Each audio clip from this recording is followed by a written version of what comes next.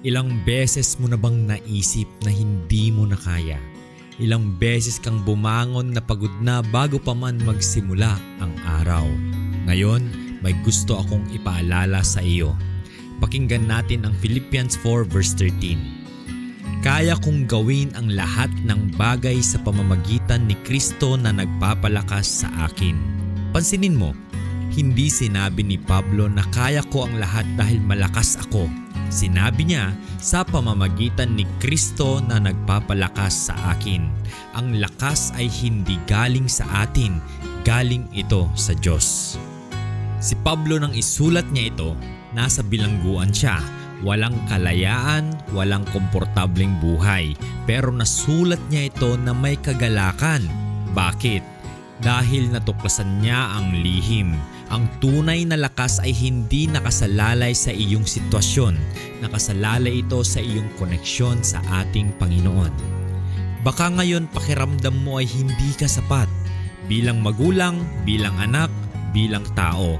Pero ang Diyos ay hindi naghahanap ng perpekto. Naghahanap siya ng taong handang sumandal sa Kanya. Ang salitang kaya kong gawin ang lahat ay hindi ibig sabihin na madali ang lahat. Ibig sabihin kahit mahirap, meron isang nagbibigay sa atin ng lakas at sobra-sobra na iyon sa sapat lamang. Baka may challenge ka ngayon na pakiramdam mo ay too much na, isang problema sa ibabaw ng isa pang problema.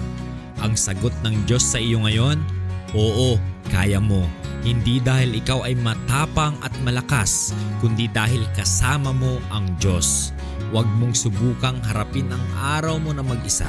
Isama mo ang Diyos sa bawat hakbang, sa bawat desisyon at sa bawat umaga. Manalangin tayo.